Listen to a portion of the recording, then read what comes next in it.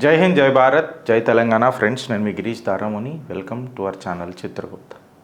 సోనం వాంగ్చుక్ ఈ పేరు ఇలా భారతదేశంలో చాలా సింపథెటిక్ అయిపోయిందా, లేకపోతే మళ్ళీ ఏమైపోయింది? అసలు ఒక వర్గము కంప్లీట్గా ఆయనని ఒక డిఫరెంట్ క్యారెక్టర్ లాగా పోర్ట్రే చేస్తుంది, ఇంకొకళ్ళు కంప్లీట్గా ఆయనని ఇంకొక క్యారెక్టర్ లాగా పోర్ట్రే చేస్తారు. సో సోనం వాంగ్చుక్ ఏంది అని అనేది ఒక మాట మాట్లాడదాం. So let us debate cockroaches versus commissioners. ఎందుకంటే కమిషనర్లే కదా ఆయన ఎత్తుకోపోయారు, అండ్ దేశం చూస్తున్నది మొత్తం. Cockroaches versus commissioners and the country watching. ఇవాళ ఒక పెద్ద క్వశ్చన్ ఏమొచ్చిందని అంటే, ఏదైతే హంగర్ స్ట్రైక్ జరిగింది కదా, ఇది మళ్ళీ హంగర్ గేమా లేక హంగర్ ఇంజనీరింగా? Let us decode the Delhi edition strike అని చెప్పి చిత్రగుప్తం మనం మాట్లాడుతున్నాం. సోనం వాంగ్చుక్ అగర్ మనం పేరు తీసుకొని అగర్ మాట్లాడితే, సోనం వాంగ్చుక్ ఒక సపరేట్గా ఇంట్రొడక్షన్ అవసరం లేదు. Politics of protest. సో ఇవాళ మన చిట్టాలో ఒక బ్యాలెన్స్డ్ లుక్ చూద్దాం. నిరాహార దీక్ష, ఒక హాస్పిటల్ బెడ్, సుప్రీంకోర్టు ఏదో మాట్లాడింది, ఒక కొత్త పొలిటికల్ పార్టీ పుట్టింది. యంగ్ జనరేషన్ ఏం చేసింది అని అంటే, ఒక ప్రొటెస్ట్ తీసుకొద్దామని చూసింది. నార్మల్ సీదా సాదా సాగుతున్న దేశంలో స్టోరీ ఆఫ్ వాంగ్చుక్ అండ్ ఆయన తీసుకొచ్చిన హంగర్ స్ట్రైక్ ఏదైతుందో, మళ్ళీ ఇది డెమోక్రాటిక్ యాక్టివిజమా? ఇట్లాంటి ఫంక్షన్స్ 2026లో పనిచేస్తాయా? డిస్కస్ చేద్దాం. యాక్చువల్గా ఏమైంది అనే దానికైనా మొదలవుతుంది. సెగ్మెంట్ 1 కేటగిరీ 1 తీసుకొని చూస్తే ఏం మొదలైంది అని అంటే, మే 2026లో సుప్రీంకోర్టు ప్రధాన న్యాయమూర్తి జస్టిస్ సూర్యకాంత్ గారు ఒక మాటను అన్నారు. ఎవరైతే ఫేక్ సర్టిఫికెట్లు పెట్టుకొని వస్తారో వాళ్ళు కాక్రోచెస్ లాగా తయారవుతున్నారు అని చెప్పి మాట్లాడినారు. ఇది ఒక అన్ఎంప్లాయిడ్ యూత్ని టార్గెట్ చేస్తున్నట్టు, ఆర్ అన్ఎంప్లాయిడ్ యూత్ ఎవరైతే ఉంటారో వాళ్ళందరినీ కాక్రోచెస్ అన్నాడు అని చెప్పంగానే యాక్టివిస్టులు అందరూ ఈ కాక్రోచ్ని ఎంబ్రేస్ చేసిండ్రు. ఒక ప్రొటెస్ట్ స్టార్ట్ అయింది దేశవ్యాప్తంగా, అండ్ ఒక పార్టీనే పెట్టేసిండ్రు, కాక్రోచ్ జనతా పార్టీ. ఇదంతా మనం చూసినాం. సటారికల్ ఆన్లైన్ మెమేస్ కూడా మొదలైపోయినాయి. And the fastest growing organisation, non political organisation or political organisation, Delhi Jantar Mantar దగ్గర ఇవాళ మంత్రాలు వేస్తుంటే, తంత్రాలు కడుతుంటే మనం అందరం చూస్తున్నాం. కాక్రోచ్ జనతా పార్టీ యొక్క కోర్ డిమాండ్ ఏముండే అని అంటే, ఎడ్యుకేషన్ మినిస్టర్ రాజీనామా చేయాలా, ధర్మేంద్ర ప్రధాన్ రాజీనామా చేయాలా, CBSE, UGC, NEET etcetera etcetera ఇవన్నీ ఉన్నాయి. సడన్గా ఒక ఇంజనీర్ ఢిల్లీలో కనబడతాడు, లదాఖ్ గల్లీ లీడ్స్ పెట్టి. సడన్గా ఈ ప్రొటెస్ట్ని మొత్తం హైజాక్ చేస్తాడు. ఒక లాంగ్ టర్మ్ లదాఖ్ యాక్టివిస్ట్ వచ్చేసి మూమెంట్కి వస్తాడు, నిరాహార దీక్ష అని చెప్పి కూర్చుంటాడు. 20 రోజుల పాటు ఆయన హెల్త్ డెటారియేట్ అవుతుంది. జూలై 18కి ఢిల్లీ పోలీసులు వస్తారు, ఆయన ప్రొటెస్ట్ స్ట్రైక్ నుంచి తీసుకొని పోతారు. అట్లెట్లా మీరు తీసుకుపోతారు అని చెప్పి ప్రొటెస్ట్లు ఇంకా ఇంటెన్సిటీ పెంచబోతుంటే క్లియర్ కట్గా ఒక హైకోర్టు ఆర్డర్ చూపుతారు. మెడికల్ మానిటరింగ్ మేము చెయ్యాలా, ఇట్లా నడవదు అని చెప్పి చెప్తారు. డెమాన్స్ట్రేటర్లు or protesters in the form of డెమాన్స్ట్రేటర్లు ఆపనికి ప్రయత్నం చేస్తారు. వాంగ్చుక్ వైఫ్ ఎవరైతే గీతాంజలి, ఆమె ఇంకా అభిజిత్ దిప్కే వీళ్ళందరినీ పక్కకు జరుపుతారు.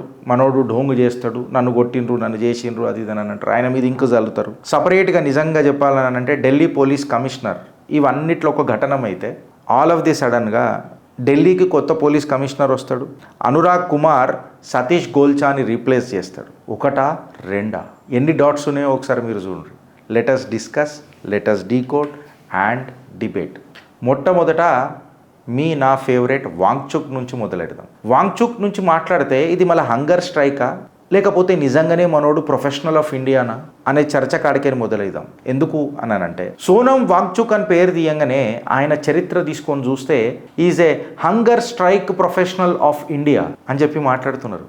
అదేంది గిరీష్, కొత్తగా తీసుకొని వచ్చినావు, ఈజ్ నోన్ ఫర్ ఇంజనీరింగ్. ఆధారాలు లేని చిత్రగుప్తులో మనం మాట్లాడాం కదా. మనం ఈ బ్యాచ్ కాదు, మనం ఈ batch. Worth separating different chapters of activism మీద డిస్కస్ చేద్దాం. చాప్టర్ 1 లదాఖ్ కాడికి పోదాం. జరసేపు కెమెరా జూమ్ చేసి లదాఖ్ కాడికి పోతే, వాంగ్చుక్ ఇవాళ మొట్టమొదటిసారి ఇప్పుడు హంగర్ స్ట్రైక్ చేయలే, నిరాహార దీక్ష చేయలే. వాంగ్చుక్ ఇట్లాంటి హంగర్ స్ట్రైక్లు పలుమాట్లు చేసిండు. ఆయన ఎందుకు చేసిండు అంటే, లదాఖ్ని 6th షెడ్యూల్ కాన్స్టిట్యూషనల్ ప్రొటెక్షన్లో పెట్టాలా ఎక్సెట్రా ఎక్సెట్రా అని మాట్లాడిండు.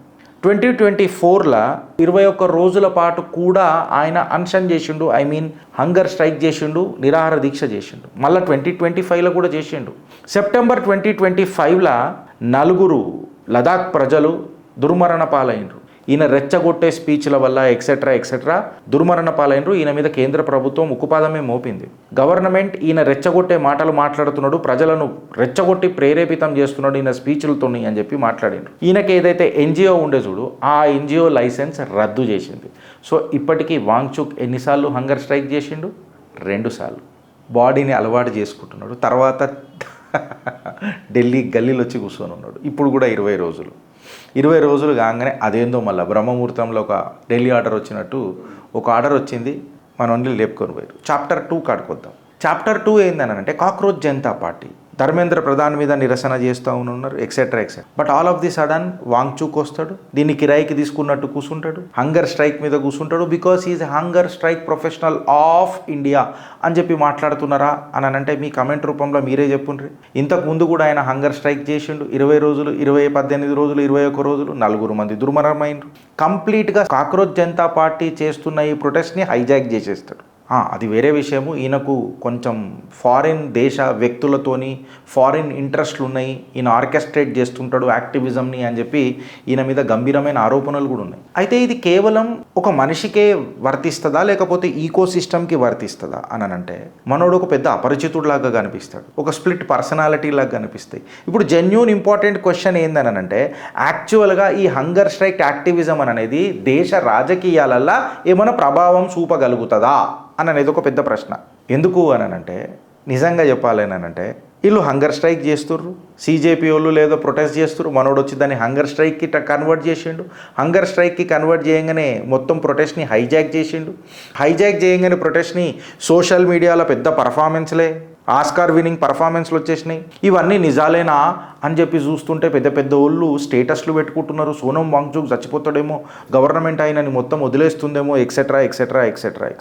ఒక చిన్న మాట సూర్యకాంత్ గారి నుంచి మొదలయ్యి ఇంటర్నెట్ మెమే అయిపోయి కంప్లీట్గా ఒక ఫిజికల్ ప్రొటెస్ట్ లాగా దిగింది అని అంటే ఇలా మనం అర్థం చేసుకోవాల్సింది ఏంటంటే సోషల్ మీడియాకి ఎంత పవర్ ఉన్నది అని అనేది ఇలా మళ్ళొకసారి ప్రూవ్ అయింది. సోషల్ మీడియా ఏమని చెప్పిందంటే ఫ్రెండ్స్, ఒక డిజిటల్ ఎనర్జీని ప్రొటెస్ట్ సినర్జీ లాగా మార్చిందా లేదా? ఒక digital energy, social media is a digital energy, right? ఈ డిజిటల్ ఎనర్జీని ఒక ప్రొటెస్ట్ సినర్జీ లాగా మార్చింది. అంటే నీ ఐడియాలజీ ఏమున్నా, నీ ఐడియా ఏమున్నా అదంతా పక్కకు పెట్టు, ఒక కొత్త ప్రొటెస్ట్ సినర్జీ మొదలెడదాం, because we are connected with digital energy అని చెప్పిండ్రు.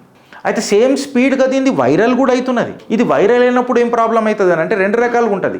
కాజ్ గట్టిగా ఉందని అనుకో నిజంగానే మంచిగా అవుతుంది. కాకపోతే ఈ మూమెంటం ఏదో వైరాలిటీ ఏదైతుందో మూమెంటం యొక్క మంచి పనులను అవుట్ పర్ఫామ్ చేసుకుంటూ పోయిందనుకో, మూమెంటం యొక్క ఇష్యూనే మ్యానుఫ్యాక్చర్ చేసుకుంటూ వచ్చిందనుకో, అప్పుడు దర్వాజా మ్యానిపులేషన్కి ఓపెన్ అవుతుందా కాదా?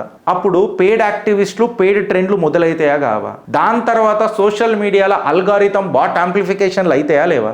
ఏడికేనొచ్చిర్రు? ఇన్స్టాగ్రామ్లో ఇంతమంది ఫాలోవర్లు వచ్చిర్రు కానీ ట్విట్టర్లో ఫేస్బుక్లో రాలేదే అని చెప్పి చిత్రగుప్తులు మనం మాట్లాడినాం. ఈ కోఆర్డినేటెడ్ మెసేజింగ్ ఏదైతే ఉంటుంది కదా, ఒక ఆర్డినరీ వ్యూవర్కి చాలా క్వశ్చన్స్ ఇస్తుంది. అసలు పబ్లిక్ సెంటిమెంట్ ఏంది, లేదా వీళ్ళు నడుపుతున్న ఇంజనీరింగ్ నరేటివ్ ఏమన్నా ఉన్నదా అనే ప్రశ్న మొదలవుతుందా లేదా ఫ్రెండ్స్? ప్రశ్న మొదలవుతున్నది అని అన్నప్పుడు మళ్ళీ వాంగ్చుక్ చేసిన యాక్టివిజం ఏదైతుందో ఆర్ ఇప్పుడు ఢిల్లీ హైకోర్టు ఆర్డర్ తీసుకొని వచ్చి మాట్లాడుతున్న గవర్నమెంట్ రెస్పాన్స్ ఏదైతుందో మళ్ళీ ఈ రెండింటిని పరిగణనలోకి తీసుకుంటే దేశ ప్రజలలో ఒక పెద్ద క్వశ్చన్, అరే ఇది నిజంగానే కాజ్ ఉందా లేకపోతే నరేటివ్ని ఇంజనీరింగ్ చేస్తున్నారా? అంటే యూత్ లెడ్ డెమోక్రటిక్ మూమెంట్కి ఎస్పెషలీ జెన్జీకి ఇట్లాంటి క్వశ్చన్స్ వస్తున్నాయా లేవా?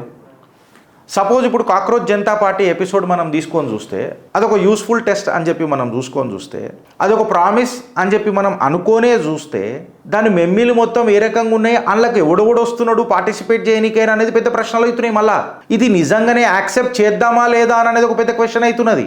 ఎందుకు అని అంటే జెన్ జీ పేరు మీద ఏదైతే డెమాన్స్ట్రేటెడ్ చేస్తున్నారు చూడు, I mean to say they are converting an internet joke into a sustained physical embodied protest. మీకు అర్థమవుతుందా ఫ్రెండ్స్? ఒక చిన్న ఇంటర్నెట్ జోక్ ఏదైతే ఉంటుంది కదా, అరే నువ్వు కాక్రోచ్ గడివి రాబోయే అనగానే వీళ్ళ అప్రోచ్ మొత్తం మారిపోతున్నది. అంటే ఒక నేషనల్ విజిబిలిటీలా కొన్ని వారాల లోపల నేషనల్ విజిబిలిటీ తీసుకొని వచ్చి నెలల పాటు దీన్ని నడిపి ఎలక్షన్లలో దీన్ని ప్రభావితం చేసి భారత్ యొక్క సుస్థిర పాలన ఏదైతే అంటాం కదా దాని మీద ఏమైనా ఎఫెక్ట్ తీసుకురానికి ప్రయత్నం చేస్తున్నారు అన్న వేరే మస్తు క్వశ్చన్స్ వస్తాయి.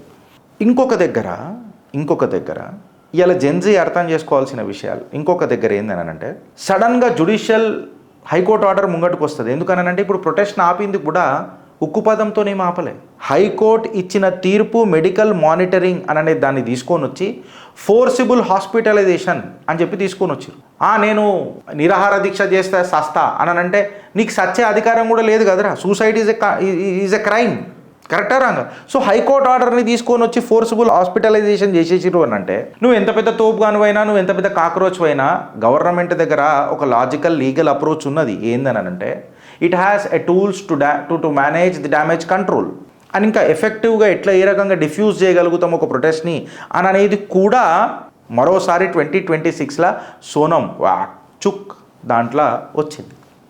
ఇప్పుడు ఫ్యూచర్ ఆఫ్ యూత్ మూమెంట్స్ ఏవేవైతే ఉంటాయి కదా, సో ఇప్పుడు ఒక సింగిల్ చరిస్మాటిక్ అప్రోచ్తో నేను కాక్రోచ్ నైతా అని అంటే కూడా నడిచేటట్లేదు.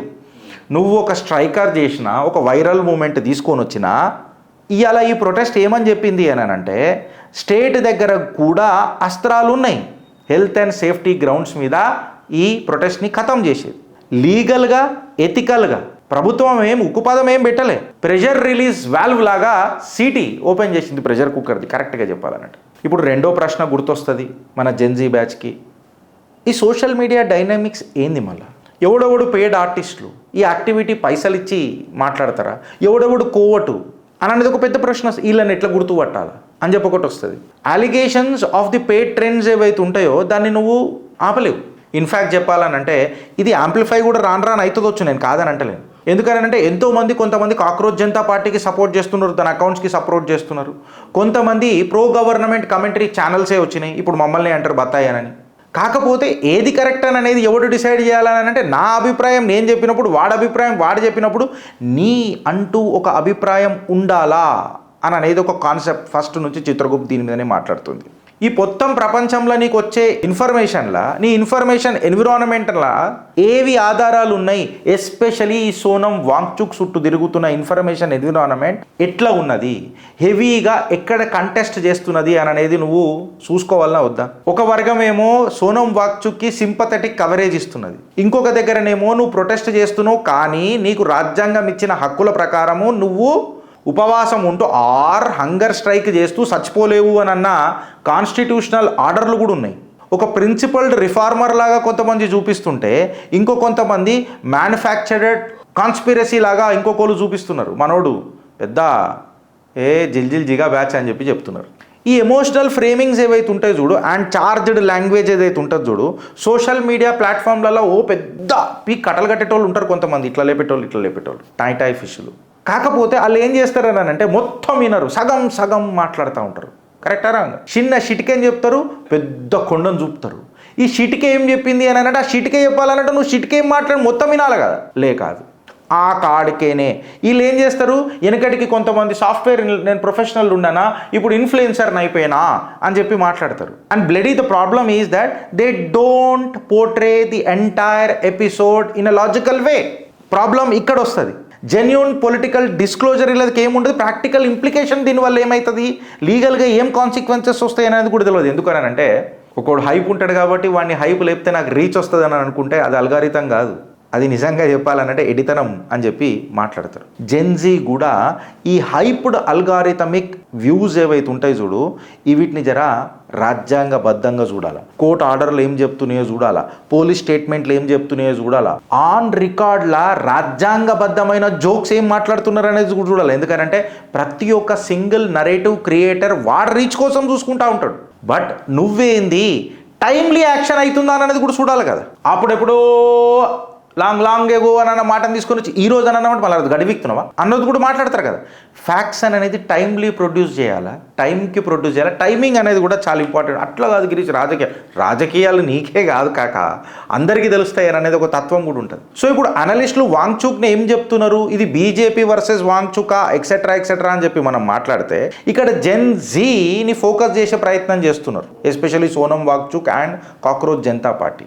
ఒక వర్గం ఏమో ఆయనని హీరో చెప్తుంది, ఇంకొక వర్గం ఆయనని విలన్ లాగా పోర్ట్రే చేస్తుంది. ఆయన ఒక రిఫార్మర్ లాగా కొంతమంది ఆయన స్టేటస్లు పెట్టుకుంటారు, is fighting against the establishment అని చెప్పి మాట్లాడతారు. I mean to say it is reformer versus establishment అని చెప్పి మాట్లాడతారు. కొంతమంది ఆల్టర్నేటివ్ ఆపర్చునిటిస్ట్ వర్సెస్ రెస్పాన్సిబుల్ గవర్నమెంట్. ఇప్పుడు నేను తీసుకోవాలని అంటే సోనం వాంగ్చుక్ ఈజ్ అన్ ఆపర్చునిటిస్ట్ అని చెప్పి మాట్లాడతా. లదాఖ్లో ఉన్నోడు అంచెలంచెలుగా హంగర్ స్ట్రైక్ని ప్రాక్టీస్ చేసి ఢిల్లీ గల్లీలలో వచ్చి మళ్ళీ 20 రోజుల తర్వాత డెడ్డనకర డింకా అని చెప్పి మనం మాట్లాడుతున్నాం. ఆబ్వియస్గా కొంతమంది నన్ను బత్తాయనంట. సో అప్రోచ్ అని అనేది సపరేట్ ఫ్యాక్ట్స్లలో డాట్స్ కనెక్ట్ చేసుకుంటూ వస్తున్నప్పుడే ఒక హంగర్ స్ట్రైక్ అయ్యిందా, అయ్యింది. హాస్పిటలైజేషన్ కూడా అయిందా, అయ్యింది.